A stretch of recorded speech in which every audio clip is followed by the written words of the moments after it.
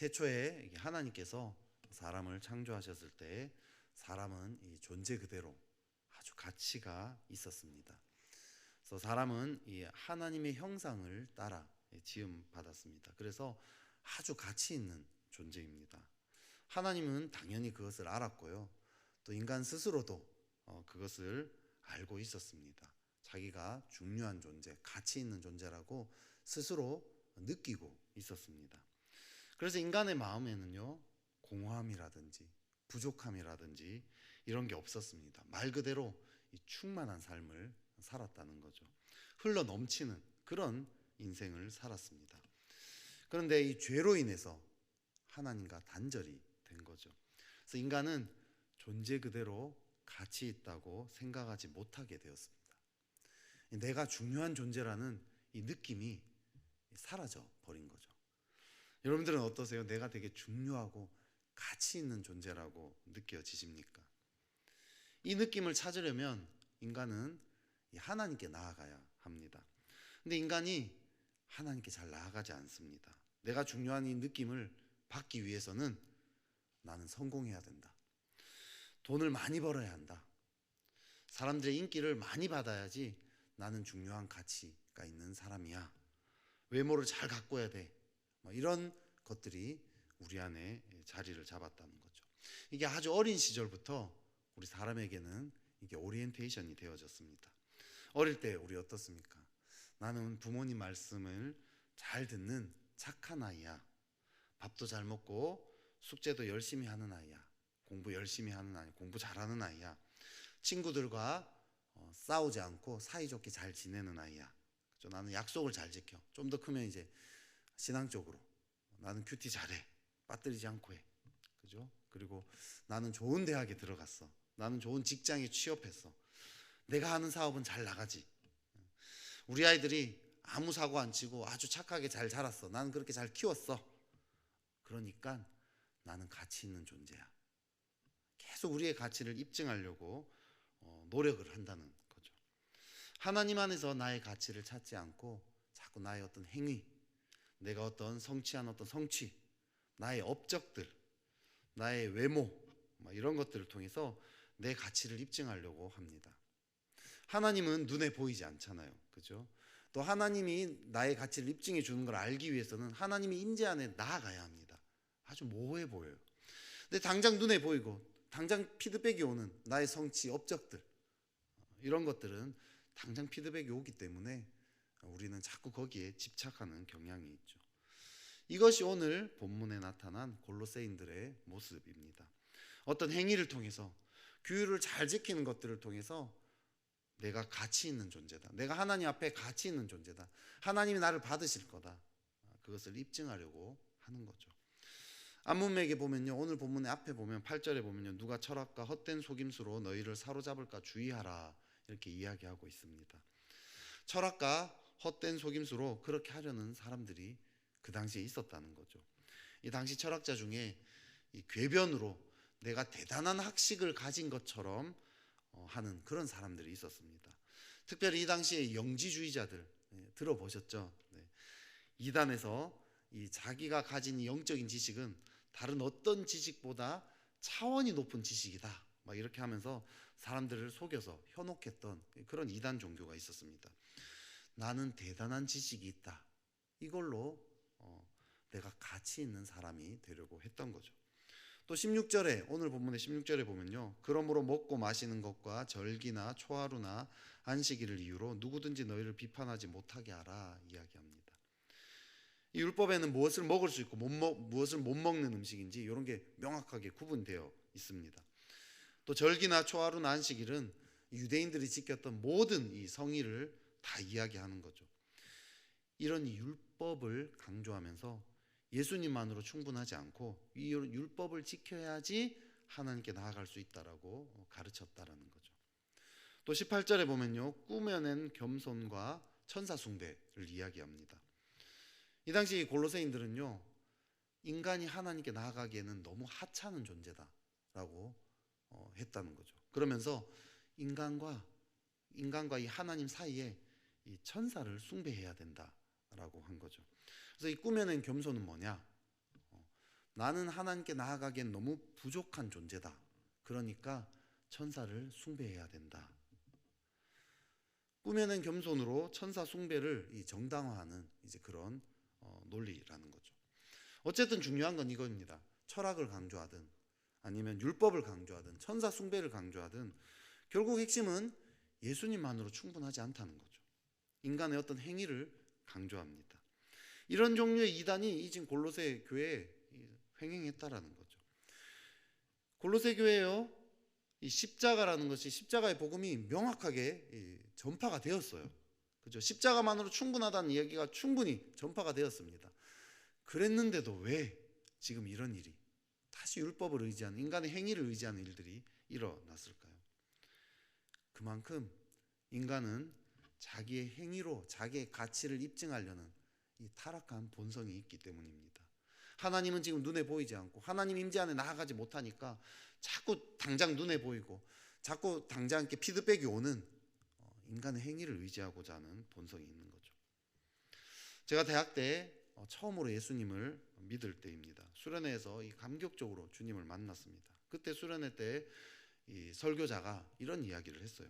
예수 믿는 자들은 매일 큐티를 해야 합니다. 그리고 또 하루에 최소한 30분은 기도해야 됩니다. 막 이런 이야기를 했습니다. 저는 그때 처음으로 교회 수련회라는 걸 가봤기 때문에 그 이야기를 듣고 정말 그런 줄 알았어요. 정말 순수한 이 대학생이었습니다. 모든 믿는 사람들은 다 그렇게 하는 줄 알았어요. 막상 30분 기도하려니까 너무 힘든 거예요. 처음 믿는데 30분 기도 쉽지 않잖아요. 그죠? 우주평화까지 기도해도 딱 시계 보면 3분 지나 있는 게 현실이지 않습니까? 그래서 매일 15분은 그래도 어쨌든 내가 한번 해보겠다 마음을 먹었습니다. 매일 15분 하는데요, 그것도 참 힘들었지만 억지로 했습니다. 그런데 하루라도 빠지면 뭐 엄청난 정죄감이 저한테 쏟아지는 거죠. 무서워서 빠지지 않고 매일매일 큐티하고 기도를 했습니다. 근데 나중에 알고 봤더니 정말 저와 함께 갔던 그 수많은 크리스찬들, 매일 기도하는 사람이 그렇게 많지 않았다는 걸 알았습니다. 큐티도 매일 이게, 저는 정말 한 6개월, 한 학기 동안 정말 빠진 횟수가 손가락으로 꼽을 정도였는데 이 친구들은 한 횟수가 손가락으로 꼽을 정도라는 걸 제가 알게 됐고 너무 충격을 먹었던 거죠. 그 충격을 먹으면서 제가 어떤 마음이 들었느냐, 그 사람들을 판단하고 정죄하는 마음이 들었습니다. 그리고 어깨에 힘이 탁 들어가더라고요. 교만함이 쫙 올라오더라는 거죠. 6개월이 지나고 또 이제 겨울 수련회가 왔습니다. 그때 여름 수련회였었는데 다른 한 친구가 은혜를 받았어요. 이 친구가 갑자기 열심을 내기 시작했습니다. 매일 2시간씩 기도를 하더라고요. 이 친구는 기본적으로 이렇게 이 모태신앙이었는데 성품이 너무 좋았어요. 그래서 다른 주변 사람들 다 좋아하던 친구였어요. 게다가 이 부모님이 정말 깨어있는 이 신앙인이어서요, 어릴 때부터 신앙서적들을 얘가 많이 읽어온 거예요. 지적으로도 이렇게 좀 뛰어난 친구였어요. 그래서 주변에서 상담하러도 막 이 친구를 찾기도 하고 막 이랬습니다. 저는 사실 아무것도 없었는데 그래도 매일매일 기도 열심히 하고 이런 걸로 저를 이렇게 드러냈는데 이 친구가 기도까지 열심히 하니까 공동체에서 너무 이 친구가 부각이 되는 거죠. 대표도 되고 뭐 아무튼 막 부각이 됐습니다. 제가 어떻게 했습니까? 이 친구랑 비교하기 시작했던 거죠. 제가 너무 가치 없는 존재처럼 느껴졌습니다. 기도도 못하고 성품도 안 좋고 지적으로도 모자라고 모든 면에서 다 모자라는 것 같으니까 제가 너무 가치 없는 존재 같은 거죠. 열등감이 느껴지고요, 계속 시기와 질투와 막 이런 감정이 막 올라오고 그것들과 싸우느라 참 힘들었습니다. 행위로 나의 가치를 입증하려고 했더니 어떤 일이 벌어졌죠? 일단 정죄감 때문에, 두려움 때문에 율법을 지켰습니다. 사랑으로, 기쁨으로 나아가는 마음들을 이 두려움이 완전 갉아먹었습니다. 기쁨도 없진 않았죠. 매일 큐티하고 기도할 때 제한 많은 기쁨이 있었지만 이 두려움이 저를 계속 갉아먹었습니다. 잘 지킬 때는, 율법을 잘 지킬 때는 다른 사람을 정죄하고 판단하고 또 마음이 교만해졌습니다. 근데 나보다 행위가 더 좋은 사람을 만나니까 시기 질투에 빠져든 거죠. 행위로 자기의 가치를 입증하고자 하는 것, 이건 불가능한 일입니다. 17절에서 이것들이 다 장래일의 그림자라고 이야기하죠. 그림자는 실체가 아닙니다. 허상이죠. 율법을 쫓아가는 건요, 허상이에요, 허상. 실체는 그리스도입니다. 몸은 그리스도라고 이야기하지 않습니까? 율법으로는요, 가치를 입증할 수 없습니다. 오직 그리스도 안에서만 우리의 가치를 입증할 수 있는 거죠. 23절에서는 이렇게까지 얘기합니다. 이런 것들은요, 다 몸을 괴롭게 하는 데는 지혜롭지만 육체 따르는 것을 금하는 데는 조금도 유익이 없다라고 이야기합니다. 가혹한 금식이나 행위들 열심히 따라가는 거, 사실 몸만 괴롭히는 거 아닙니까? 내 육체로 이 나의 그 존재의 가치를 입증하려고 막 발버둥 치며 살아가는 거, 늘 불안하고 두렵고 내 몸만 괴롭히는 거죠. 반면에 육체의 왜곡된 욕망을 제어하는 데는 전혀 유익이 없다라고, 육체 따르는 것을 그만데 조금도 유익이 없다라고 이야기합니다. 내 가치를 입증하려고 노력하면 노력할수록 어땠습니까? 열등감, 두려움, 교만, 시기, 질투, 막 이런 것들이 내 마음을 더 다스린 거죠. 왜곡된 욕망이 절제되기는커녕 점점 더 심하게 부추겨졌을 뿐이라는 거죠. 그럼 어떻게 해야 할까요? 그리스 신화에 세이렌이라는 인간 여성의 얼굴에 독수리의 몸을 가진 전설의 동물이 있습니다. 스타벅스 그 로고가 이 세이렌에서 비롯됐다라고 하더라고요. 그거는 딴 얘기고, 어쨌든 이 세이렌이요, 사이레눔 스코폴리라는 섬에 살았답니다. 이 섬에 사는데 이 섬 근처에 배가 오면 노래를 불렀대요. 사이렌 있죠, 사이렌. 우리 그 사이렌, 이 세이렌이라는 이 동물에서 나왔다는데, 어쨌든 이 노래를 딱 부르면 너무 아름다운 노래 소리라서 선원들이 다 유혹이 돼버린답니다. 그래서 바다에 막 충동적으로 뛰어든다든지 아니면 배를 운행을 안 하니까 이게 암초에 걸려서 죽는답니다. 그래서 수많은 사람들이 이 세이렌의 노래로 죽었다라고 합니다. 근데 이제 오디세우스라는 한 영웅이, 이 전쟁 영웅이 이걸 지나가야 될 일이 있는 거죠. 근데 세이렌의 유혹을 이기려고 어떤 방법을 쓰냐면, 자기 부하들에게 귀마개를 다 밀랍으로 이렇게 귀를 딱 막아 버립니다. 그렇게 하고 자기는 그 소리를 듣겠다, 그렇지만 이기겠다. 어떻게 하냐면 배 돛대에 몸을 꽁꽁 묶어 두게 합니다. 그리고 부하들에게 명령하죠. 내가 무슨 소리를 하고 어떤 일이 있든 절대로 결박을 풀지 마라. 내가 발버둥 치면 칠수록 결박을 더 단단히 해라 라고 명령을 내립니다. 노랫소리가 들립니다. 섬을 지나가는데 오디세우스가요, 이 결박을 풀려고요 막 발버둥을 칩니다. 소리를 들으면서 난리가 나는 거죠. 하지만 이 밀랍을, 귀를 막은 이 부하들이 더 꽁꽁 묶어버리죠. 그래서 결국 그 섬을 무사히 통과를 합니다. 그런데 또 이 섬을 무사히 통과한 또 한 명이 더 있습니다. 오르페우스라는 사람입니다. 이 사람은 음악가이자 시인입니다. 이 사람도 세이렌의 노래 소리를 듣죠. 그런데 귀마개도 아니고 밀랍도 아니고요, 귀를 막지도 않고 돛대에 자기를 몸을 묶지도 않았는데 이겨냅니다. 어떻게 이겨낼까요? 현악기 리라라는 것을 연주했다고 합니다. 이 사람이 이 리라 현악기를 연주를 하는 거예요. 세이렌의 노래보다 더 아름다운 소리인 거죠. 그래서 그 아름다운 리라의 그 음악 소리의 음률에 푹 잠겨 들어가서 세이렌의 노래 소리를 이겨내고 지나갔다라는 거죠. 오디세우스의 방법은 율법입니다.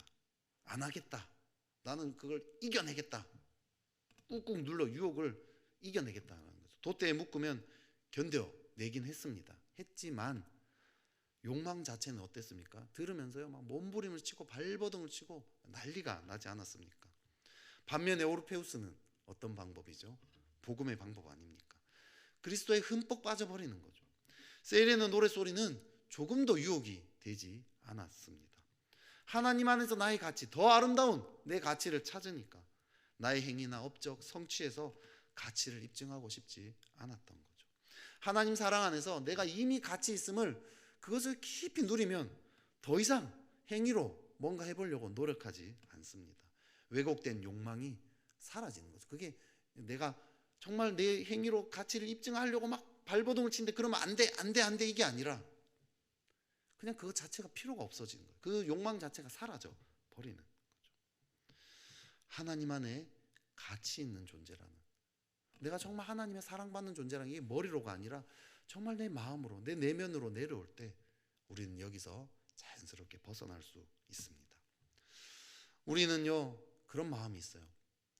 하나님이 나를 사랑하지 못할 것이다 라고 여겨지는 그런 우리 안에 이 연약함들이 있습니다. 나의 행위나 나의 어떤 내면의 어떤 연약함들이 누구든지 다 있어요. 어두움들이 다 있습니다. 남들이 알지 못하는 은밀한 어떤 죄악들이 있죠. 겉으로는 멀쩡한 척 지내지만 또 반복해서 넘어지는 죄들, 하나님 앞에 내가 이렇게 결단했는데 잘 안 되는 것들, 그죠? 또 어린 시절부터의 어떤 남들이 알지 못하는 상처들, 쓴뿌리들, 그런 것들이 누구에게나 다 있어요. 근데 우리는 그런 마음이 듭니다. 이런 것들을 내가 고쳐야지 하나님의 사랑을 받을 거야. 이런 부분들을 고쳐내야 나는 가치 있을 거야. 지금 내가 겉으로는 가면을 쓰고 괜찮은 척 지내지만 누군가가 이런 나의 모습을 알게 된다면 내 가치는 밑바닥으로 떨어지게 될 거야. 절대 들키면 안 돼. 그런데요, 그 부분이야말로 하나님의 사랑 앞에 가지고 나아가야 할 부분이라는 거죠. 그런 부분들을 고쳐서 내가 가치 있는 존재가 되는 것이 아니라 그냥 그 모습 그대로 내가 하나님의 사랑받는 자라는 것을 알아야 한다. 그것을 믿음으로 하나님 앞에 나아가야 한다라는 거죠. 하나님의 임재 안에서, 그 십자가 안에서 내가 가치 있는 존재임을 깨달아 누리는 삶을 살아야 합니다. 죄인인 인간이요, 죄를 짓는 거 당연한 거죠. 그죠? 상처와 쓴뿌리, 누군가 알지 못하는 은밀한 죄악들 있는 게 당연한 겁니다. 예수님이 그렇기 때문에 십자가에서 죽으신 거죠. 그 죄를 위해서, 그 남들이 알지 못하는 그 은밀한 것들을 위해서 예수님은 십자가에서 죽으신 것입니다. 그걸 다 알고 계셨죠. 이미 다 알고 계셨죠.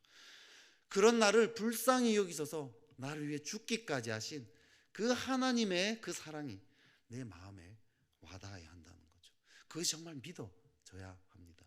내가 그런 죄가 없으면 예수님이 십자가에서 안 죽으셔도 되잖아요. 그죠?